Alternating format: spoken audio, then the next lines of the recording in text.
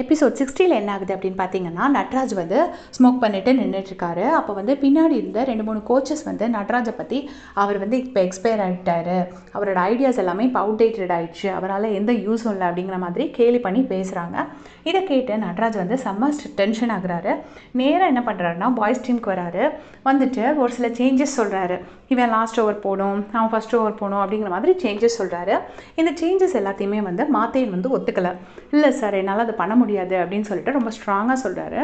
சொன்னோடனே இதனால தான் உன்னை நான் வந்து கேப்டன்சி விட்டே தூக்குனேன், எது சொன்னாலும் நீ கேட்க மாட்டேன், குறுக்க பேசுவேன், உன்னை சொல்லி குத்தமில்லை, உங்கள் அம்மா அப்பா ஒழுங்காக வளர்க்கலை, அப்பா ஜெயிலில் இருக்கார், அம்மா எந்த பாரில் இருக்காங்கன்னே தெரியாது அப்படிங்கிற மாதிரி ரொம்ப இன்சல்ட் பண்ணி பர்சனல் மேட்டர்லாம் இழுத்து பேசுகிறாரு.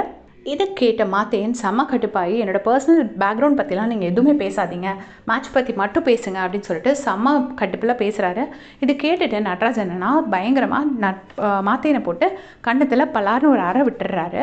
இதனால் எல்லாருமே பயங்கர ஷாக் ஆகிடுறாங்க. மணி மட்டும் சப்போர்ட்டுக்கு போகிறாரு. இந்த மணியோட கேரக்டர் வந்து நிஜமாவே ரொம்ப ஸ்வீட்டாக இருக்குது. இதை பார்த்து அங்கே இந்த ருக்மிணி மேம் ஓடி வராங்க. ஓடி வந்துட்டு நட்ராஜை பயங்கரமாக திட்டுறாங்க. திட்டினோடனே நட்ராஜ் சொல்கிறாரு, பொம்பளை கையில் அகாடமி கொடுத்தா இப்படி தான் இருக்கும் அப்படின்னு சொல்லிட்டு சொன்ன உடனே ருக்மிணி மேம் சொல்கிறாங்க, நீ என்னை பற்றி என்ன வேணால் பேசு, ஆனால் என் ஸ்டூடெண்ட்டை நீ அடித்ததுனால யூ ஆர் ஃபயர்டு அப்படின்னு சொல்லிட்டு சொல்கிறாங்க. சொன்னோடனே நீங்கள் என்ன ஃபயர் பண்ணுறது, நானே என்னோட வேலையை ரிசைன் பண்ணுறேன் அப்படின்னு சொல்கிறாங்க. ஆனால் பொம்பளைன்னு சொன்னோடனே ரங்கனுக்கு பயங்கரமாக கோவம் வந்து அவங்கக்கிட்ட இப்படி மரியாதை இல்லாமல் பேசாதடான்னு நட்ராஜா அடிக்க போகிறாரு. பிடிச்சி தள்ளி விட்டு டீமை விட்டு துரத்தி விட்டுடுறாரு. நட்ராஜும் செம்ம கோவத்தில் முறைச்சிட்டே இந்த இடத்த விட்டு போகிறாரு. ஸோ ஃப்யூச்சரில் பயங்கரமான ஒரு சண்டைகள் வரும்னு நினைக்கிறேன். அதுக்கப்புறமா பார்த்தீங்கன்னா மேட்ச் டே ஆகிடுச்சு. 2 டீமோட கோச்சும் வரணும் அப்படின்னு சொல்லிட்டு சொல்கிறாங்க. அப்போ வந்து மேட்ச் அந்த இவங்க டீம் எம்என்சிஏ டீம் இருக்குல்ல, அவங்களுக்கு கோச் இல்லை. ஸோ யார் வருவாங்க நமக்காக அப்படின்னு இருக்கும்போது அந்த இடத்துல ரங்கன் வராரு. ரங்கன் வந்து ஒரு கோச் பண்ண வேண்டிய டியூட்டிஸ்லாம் பண்ணிவிட்டு பசங்களை பார்த்து சொல்கிறாரு, லாஸ்ட் பவுல் பண்ணுறது வரைக்கும் நீங்கள் வந்து ஹோப்பை விட்டு கொடுத்துடவே கூடாது, தைரியமாக நீங்கள் ஆடணும் அப்படின்னு சொல்லிட்டு பாய்ஸை வந்து மோட்டிவேட் பண்ணுறாரு. ஸோ ஆப்போசிட் டீம் வந்து டாஸ் வின் பண்ணி ஃபஸ்ட் பேட்டிங் சூஸ் பண்ணுறாங்க. சூஸ் பண்ணி 20 ஓவர்ஸில் 172 ரன்ஸ் அடிக்கிறாங்க. இப்போது பாய்ஸ் ரூமில் டிஸ்கஷன் நடக்குது. இவங்க வந்து 14 ஓவர்ஸில் இந்த 172 சேஸ் பண்ணால் மட்டும்தான் இவங்களால் ரன் ரேட் கோப்பப் பண்ணி இவங்களால் வந்து குவாலிஃபை ஆக முடியும். 14 ஓவர்ஸில் 172 அடிக்கிறதுலாம் வந்து சான்ஸே கிடையாதுன்னு எல்லாருமே ரொம்ப இதாகவே இருக்கிறாங்க.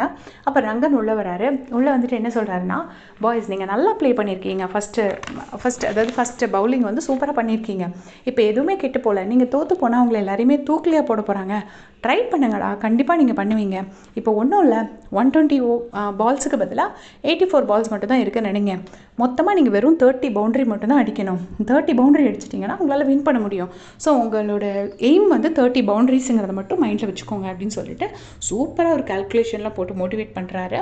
ஸோ இதை கேட்டு மாத்தேயன் அப்புறம் ரிஷி மணி எல்லாருமே செம்மையாக மோட்டிவேட் ஆகிடுறாங்க. ஆனால் மணி வந்து உட்காந்துட்ருக்காரு. மணியோட கால்லாம் கிட்டக்கிட்டு நடுங்கிட்டுருக்கு பயத்தில். அப்போ வந்து கூப்பிட்டு வச்சுட்டு மணியை வந்து நல்லா மோட்டிவேட் பண்ணுறாரு ரங்கன்.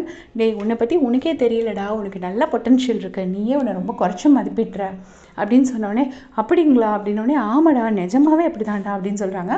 இவங்களும் பசங்களும் நல்லா அடித்து ஆடுறாங்க, சூப்பராக அடிக்கிறாங்க. கடைசியில் மாத்தேன் அவுட் ஆகுறாரு. மாத்தேன் அவுட் ஆன உடனே மணி உள்ளே வராரு. மணி உள்ளே வரும்போது உன் கையில் தான்டா எல்லாமே இருக்குதுன்னு சொல்லி பசங்க அனுப்பி வைக்கிறாங்க. மணி உள்ளே வந்து அடியை பார்க்கணுமே, ஃபுல்லாக சிக்ஸர் அடி வெளுன்னு வெளுத்து 14 ஓவர்ஸ் முடிவில் கரெக்டாக அந்த ஸ்கோரை சேஸ் பண்ணிடுறாரு. எல்லாரும் செம்ம ஹாப்பி. தங்கமெல்லாம் பார்க்கவே முடியல, அவ்வளோ ஹாப்பியாக எல்லோரும் குதிக்கிறாங்க.